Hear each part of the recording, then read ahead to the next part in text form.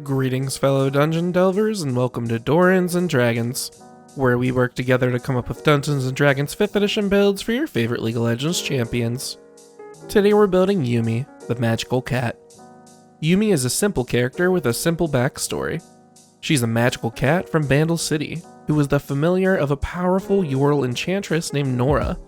Nora loved to explore using her Book of Thresholds, which allowed her to teleport instantly across dimensions and realms. Yuumi lived her life protecting Nora with her defensive magic abilities while they explored the pages of the book. One day Nora disappeared, leaving Book and Yuumi behind. Both of them set forth together to find their master. Now they journey across the lands and realms, attempting to find Nora and return life back to normal. Before we get started with the build, go ahead and like the video and hit that subscribe button so you're always notified when we release our builds. We'd like to take a minute and thank our awesome patrons over on Patreon who support us every month. Thanks for helping us keep the lights on and the cats batting at their yarn balls. If you like our videos and want to support the channel, come join us over on Patreon today for just $1 to get access to our awesome Discord community where we talk League and D&D all day long. Alright, now let's get into it. Here's a quick preview of the build. For race, we're going with custom lineage. Per usual, our stats are going to be determined using the standard array. For our stat priorities, we're going to max charisma and dump strength.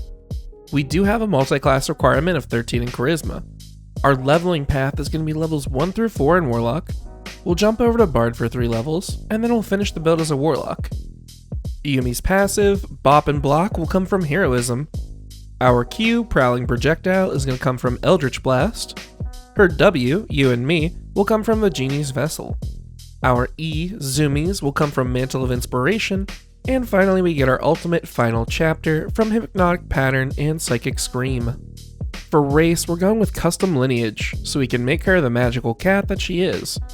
This will let us set her size to small, instead of using Tabaxi, like I know a lot of people are probably expecting. We'll get to bump one ability score by 2. We'll take Charisma since that's going to be our spellcasting ability. We get 1 free feat as well. We're going to take Warcaster to help us maintain concentration on our spells, and let us cast spells as opportunity attacks rather than just taking a swing at them. And our final feature is picking up a skill proficiency.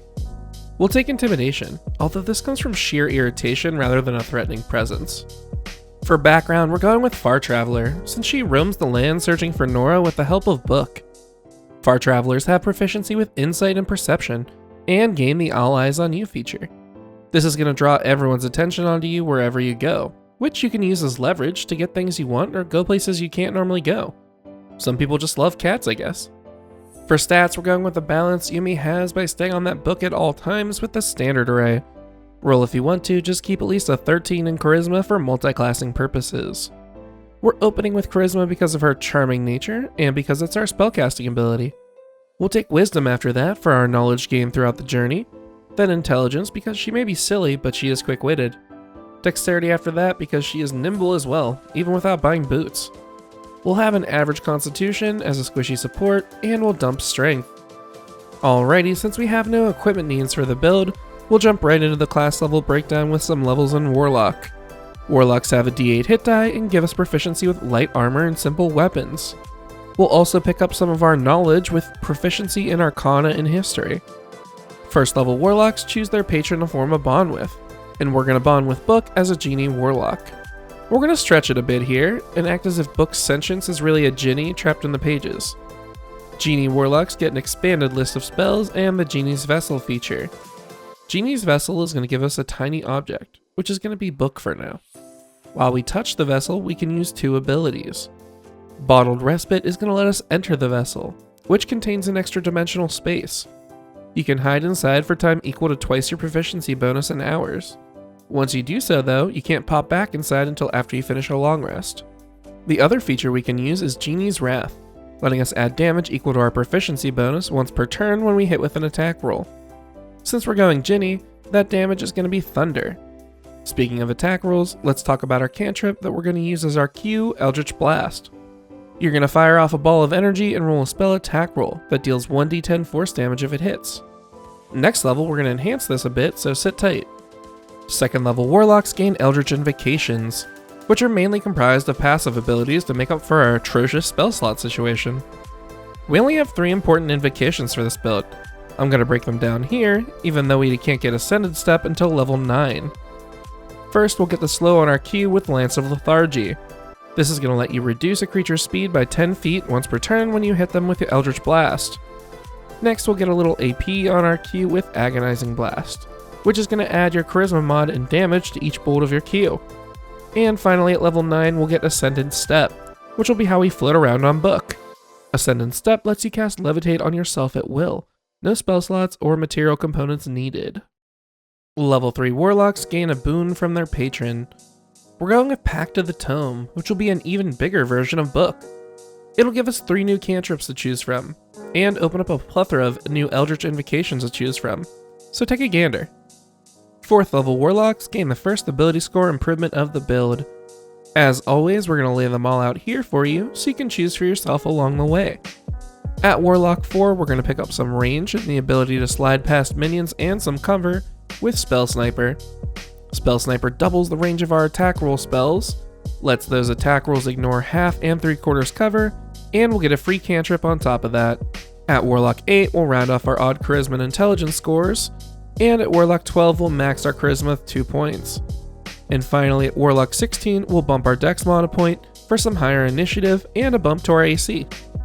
And since we've hit a good caster jumping point, we'll move over to Bard for a few levels to pick up our passive and E abilities. Bards have a D8 hit die and give us proficiency in acrobatics, which will help us with our cat-like reflexes. The main feature Bards get at level 1 is Bardic Inspiration, which gives them a pool of D6s to offer to their allies, which they can use to add a roll of that die to any attack, check, or save they make. This is pretty powerful, and it just adds to the support impact Yuumi has. We'll also pick up our passive as a first level spell called Heroism. As an action, you can touch a creature and make it immune to fear, and give it temporary hit points equal to your Charisma mod at the start of each of its turns. This works perfectly, because you can attack and generate your shield just like you do in lane and then pass it off to your ally with a touch. 2nd level Bards gain Jack of all trades. This is going to let us add half of our proficiency bonus to any skill we're not already proficient in. The other feature we'll get at this level is Song of Rest, which is going to let us amp up the healing done during a short rest. If you or any of your allies spends a hit die to heal during a short rest, they get to add an extra 1d6 on top of that. Level 3 Bards attain Expertise and choose their Bardic College. Expertise is going to let us take 2 skills and double our proficiency bonus with them. We'll take Arcana for our magical knowledge, and Acrobatics for our natural kitty cat grace. Now for our Bard College, we're going with College of Glamour. This is going to give us Mantle of Inspiration, which will give us our E, and Enthralling Performance. Enthralling Performance is something you can activate if you performed for an audience for at least a minute, forcing a Wisdom save on some creatures and charming them if they fail. This is going to make the creature idolize you and actively oppose anyone trying to get in your way. Mantle of Inspiration is going to cost us a bonus action to grant our allies 5 temporary hit points and give them the ability to use their reaction to move up to their movement speed, since we've given them the zoomies. And we're back over to Warlock for a 3rd level spell. Hypnotic Pattern is going to give us the first portion of our ultimate. Let Book channel out a stream of runes in a 30-foot cube. Each creature in the pattern has to make a Wisdom save or be charmed for the duration, making their movement 0 and incapacitating them. 6th level Genie Locks get Elemental Gift, giving us resistance to thunder damage, and giving us the ability to use a bonus action to give ourselves a flying speed of 30 feet for 10 minutes. We can use this to hover as well, giving us a version of Ascendant Step before level 9 technically. 10th level Genie Locks gain Sanctuary Vessel, letting us bring up to 5 creatures into Book with us, allowing them to complete a short rest in only 10 minutes. Doing this will let them add your proficiency bonus to any hit die health points they gain back in there. Combine that with your Song of Rest for some real nice synergy. 14th level Genie Locks learn the Limited Wish ability, letting us ask Book to cast any 6th level spell or lower that has a cast time of 1 action. This spell does not have to be from any class list you know, so feel free to reach over to other classes' spell lists for this wished upon spell. This does take 1d4 long rest to recharge, so try to save it for when you really need it. And finally, we'll cap off the build with our 9th level Mystic Arcanum. We're going to get the damage and rooting portion of our ultimate with a staple of the channel, Psychic Scream. Psychic Scream forces an intelligence save on all creatures within range. If they fail, they take 14d6 psychic damage and are stunned. They can try and make the save again on each of the end of their turns, but your allies will most likely turn them into paste, assuming the damage portion of the spell leaves anything left to pulverize. Alright, now that we've completed the build, let's see how we did. First, the good. We got the kitty cat and her book, and her ability to float on top of it. This build has a ton of support potential, just like Yuumi does.